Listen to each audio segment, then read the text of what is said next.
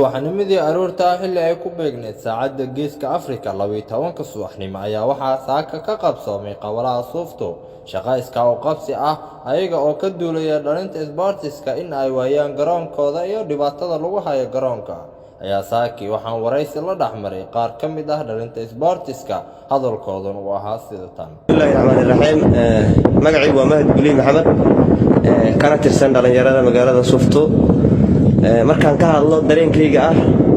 wax qabadka ay sameeyaan dhalinyarada Suufto ayagoo iskooda iskugu tashtay jeebkooda ku tashtay lacag ay ka baahiyiin ku tashtay oo u qabtay in garoomadii dhalinyarada loo xiro loona deero sifa lagaga badbaado in dhalinyaradeenna ay muqaddaraadka iyo arrimaha xashiishka iyo daroogada iyo adiga waxyaabaha dhimaayimaankooda wax sifa ay kaga badbaadaan ay dhalinyarada intooda ugu weyneed waxay go'aan qaateen inay garoonka dhalinyarada u dhisaan taasi kadib waxa gashay lacag ugu yaraan 300,000 in ka badan hadii la dheelay maanta qandaraasna lacagtaas qaadanay 1,500,000 baraayuu sheegay laakiin waxay u dhabar adeegeen jeebkooda wixii ka soo baxay inay waliba gaajo si gaajaysan dhalinyarada ayagoo ka ilaalinaya waxyaabaha hore u soo sheegay haddaba waxaa soo baxay dad ay xabad ku dhacday oo kale u tahay dhalinyarada horumarkooda waxaa kaloo jira dad diidan in ay noqdaan dhalinyarada kuwo isku xiran waxna qabsan kara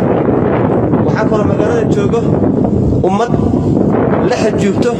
dhalinyarada kubadda ciyaarta ama isboortiga waxaa kaloo jira dhalinyaro dhibaataysan oo magaaladeena ku dhibaataysan oona u dhibaataysan arrimaha hadday ka soo dhaweeyay dhibaatooyinka xashiishka drugska dhalinyaradan ayagoo taa ka duulay ayay go'aan hore u qaateen marka cid Allah cid ay qosayso waxaan ku codsanaynaa inay taageero buuxda ina siiyaan waayo waan ku dhibaataysanahay cidinta garoonka inta leeg sababta aanu cilinayna waxa waay waa dan guud